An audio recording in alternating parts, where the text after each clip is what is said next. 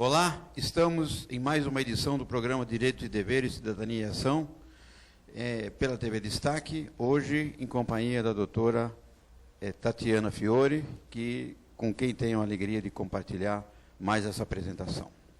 Doutora Tatiana, quem teremos hoje para nosso entrevistado? Doutor Clóvis, é uma imensa alegria compartilhar o programa com o senhor, e hoje nós teremos como convidado o doutor Aristides Chacão Sobrinho. Ele é advogado, professor, mestrando em Direito Difuso e Coletivo, especialista em Direito de Família, e que, por certo, trará importantes esclarecimentos a respeito da obrigação da prestação alimentar. Doutor Aristides Chacão, seja bem-vindo ao nosso programa. Obrigado, é uma honra estar aqui e espero corresponder com a expectativa. Doutor Aristides tem uma história. É mais um entrevistado que vem a esse programa que foi meu aluno. E logo no início da faculdade, na época da Universidade de Guarulhos. Não, verdade. Era um dos destaques, a gente já prenunciava muito sucesso na vida profissional. Inclusive, tenho no meu currículo que fui seu aluno, tenho a certeza. Doutor Aristides, diga uma coisa para mim. A questão do direito de família envolve... obviamente, a questão da obrigação alimentar, né? Que Sim. aflige dezenas e dezenas de pessoas.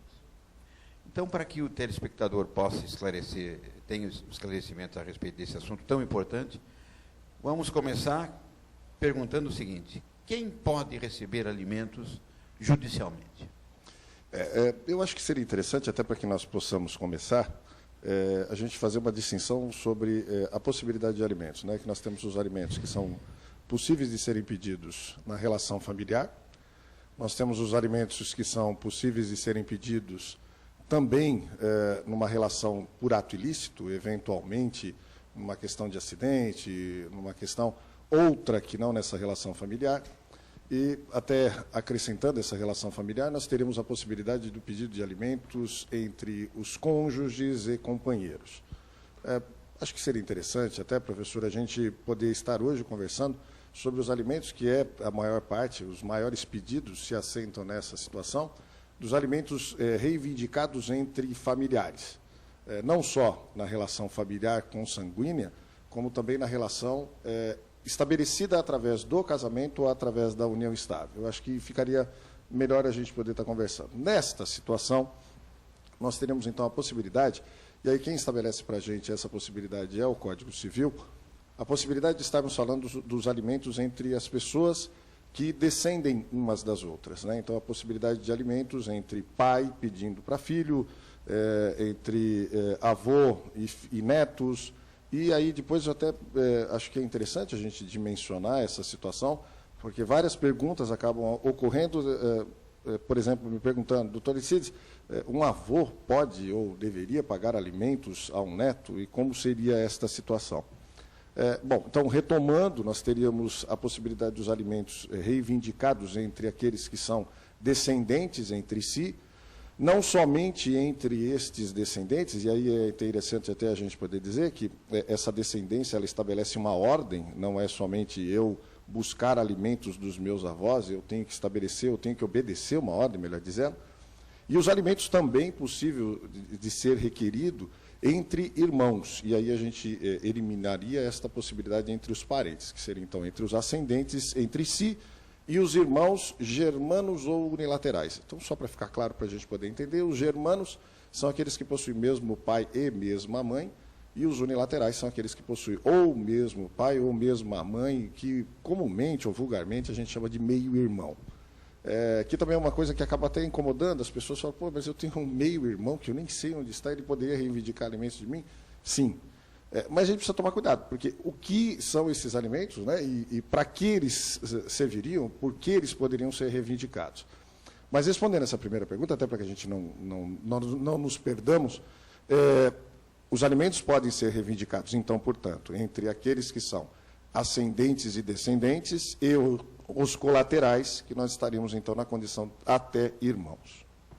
Doutor Aristides, diante desse esclarecimento e dessas, preliminares que foram colocadas com relação ao direito de família, até quando, então, um filho poderá reivindicar alimentos para o seu genitor? Nós precisamos fazer uma distinção, né? Nós precisamos estabelecer quais são os tipos de alimentos que podem ser reivindicados, então, portanto.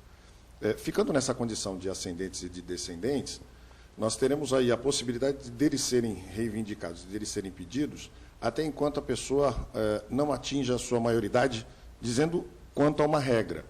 E essa maioridade, para a gente, no direito civil hoje, em nosso país, nós temos ou teríamos até 18 anos de idade. Mas isto não impede que os alimentos possam ser requeridos após essa idade, se eventualmente a gente tiver uma busca de algum objetivo, como, por exemplo, o estudo. Então, só que nós temos um outro caráter desse alimento. Esse primeiro alimento que eu estou falando, que é esse alimento que pode ser possível de ser reivindicado até os 18 anos, são os alimentos que são buscados para a sobrevivência, para a mantença da criança. Sim. Após essa data, após 18 anos completos, esses alimentos perdem esse caráter, que seria do caráter de sobrevivência emergencial, e aí ele passa para um outro caráter, que seria para que a pessoa possa ter, eventualmente, uma formação, para que ela possa iniciar a sua vida profissional. Então, essa pergunta ela acaba sendo subjetiva na resposta, porque, eventualmente, uma pessoa natural ela pode estar recebendo alimentos, então, portanto, até 25 anos, eventualmente. E eu sempre brinco e digo que a pessoa também não pode querer fazer faculdade a vida inteira para continuar recebendo alimentos a vida inteira. Mas, então, respondendo objetivamente, os alimentos podem ser requeridos até enquanto a pessoa não complete a sua maioridade. E, estando com esta maioridade completa, ela poderia estar reivindicando na busca de uma qualificação profissional. Doutor Clóvis, só uma colocação que é muito interessante. Ele falou com relação à maioridade dos 18 anos. Nós devemos lembrar que é 21 anos para caráter previdenciário, podendo estender pela lei do imposto de renda até os 24, que é a questão do...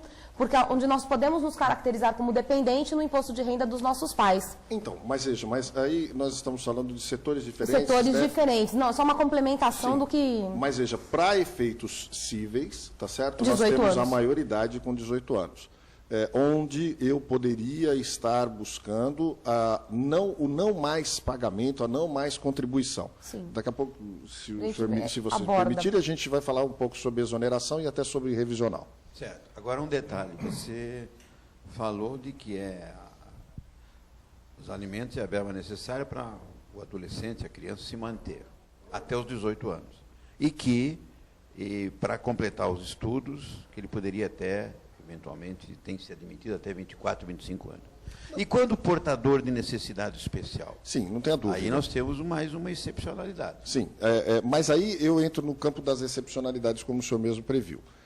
Então, nós estaríamos falando aí de uma pessoa interdita, correto? Quer dizer, eu tenho que buscar essa interdição, e é bastante comum esta situação. A impossibilidade dele não ter proventos, ou dele não buscar, ou não estar colocado no mercado, isso o inviabilizaria de se manter, e aí, com certeza, a gente poder estar falando, sim, da possibilidade de alimentos. Em que pese, né, nós temos hoje toda uma intervenção estatal versando sobre o público portador de necessidades especiais, que a gente chama de PNE, e nós temos praticamente assegurado, eu estou dizendo praticamente porque existem algumas lacunas, mas nós temos praticamente assegurados nos concursos públicos, principalmente, a obrigatoriedade de reserva de vagas para os PNEs. E, inclusive, também no setor privado, com esta possibilidade, ou melhor, com essa impositividade de você absorver esse público que é PNE para que ele possa. Então, veja, professor, eventualmente, se nós estivermos falando de pessoas que são portadoras de necessidades especiais e que, eventualmente, elas consigam exercer uma atividade que possa prover o seu sustento, a sua sobrevida, não tenha dúvida que ela não teria essa necessidade. Mas, se nós estivermos falando de um interdito e a gente for para grau máximo de interdição, esta pessoa realmente, ela poderá, representada por seu curador, ela poderá vir reivindicar alimentos de quem possa prover. Certo. Nós vamos fazer uma outra pergunta e praticamente já estamos encerrando o primeiro bloco. Vamos deixar uma pergunta para o próximo bloco para ser respondida. É mais ou menos um senso comum de que quem é obrigado a pagar os alimentos é o pai.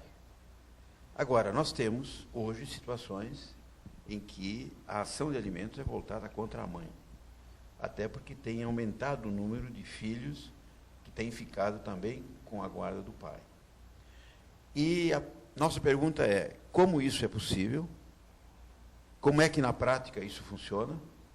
E quando os alimentos são requeridos perante os avós, tendo avós paternos e maternos, com quem fica a obrigação? Se é com um dos avós ou se pode ser com ambos? Né? Essa é a pergunta que nós vamos deixar para o próximo bloco. Nós vamos a um breve intervalo.